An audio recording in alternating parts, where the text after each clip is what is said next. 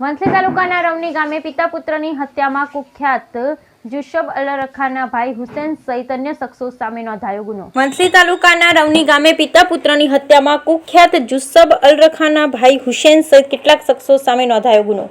બે હત્યારાઓ જેલમાંથી છૂટેલા જીશાન રફીકના સાથમાં ગોળીઓ ધરબી 3 રફીકની બંને આંખમાં ગોળી મારી કરી હત્યા। વંથલી તાલુકાના રવની ગામની સીમા ગઈકાલે રાત્રે રફીક મોહમ્મદ શાંત અને જીશાન રફીક નામના પિતા પુત્રની હત્યાની ઘટનામાં પોલીસ ફરિયાદ નોંધવામાં આવી, જેમાં મુખ્ય આરોપીઓ તરીકે કુખ્યાત જુસ્સબ અલ્લારખાના ભાઈ સહિત કેટલાક આરોપીઓના નામ આપવામાં આવ્યા। ગઈકાલ રાત્રે 10 વાગ્યાના અરસામાં રફીક સાંધ અને તેના પુત્ર જીશાન સહિત અન્ય વ્યક્તિઓ વાડીએથી જમીને નીકળ્યા ત્યારે હત્યાની આ ઘટના બની, જેમાં હત્યારાઓ રફીકની બંને આંખોમાં ગોળી મારી હતી। ત્યારે તાજેતરમાં જ જેલમાંથી છૂટીને આવેલા જીશાનને સાથળના ભાગે ગોળીઓ મારી મોતને ઘાટ ઉતારી દીધો। બનાવમાં પોલીસે ડબલ મર્ડરનો ગુનો નોંધી હત્યારાઓની ધરપકડ માટે અલગ અલગ ટીમ બનાવી છે। બ્યુરો રિપોર્ટ રહીમ કારાવત સાથે ધનેશ રાંચ, વંથલી।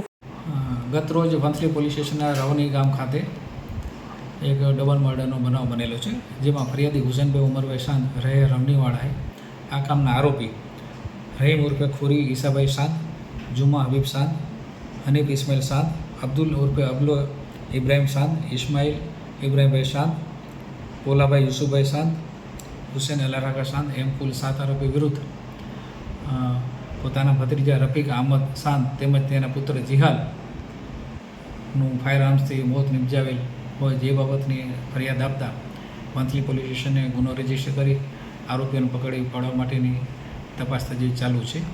આ કામે અલગ અલગ જુદી જુદી ટીમો બનાવી અને આરોપી પકડવાની તજવીજ ચાલુ છે।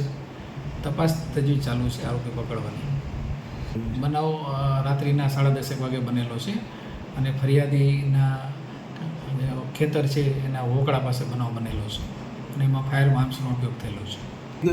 હજી આજથી 1 વર્ષ પહેલાં ધૂળેટીના સમયે રવની ગામમાં એક ફાયર આર્મ્સથી જ મર્ડર થયેલું હતું, જેમાં સલીમ હબીબભાઈ શાંતનું મર્ડર થયેલું, જેમાં આ કામે મરણ જનાર જીહાલ કે જેઓએ આરોપીનું મરણ જનારનું લોકેશન આરોપી લતીફ અબ્દુલ શાંતને આપેલું હતું, જેની અદાવત રાખી અને મર્ડર થયેલુંનું જણાય છે।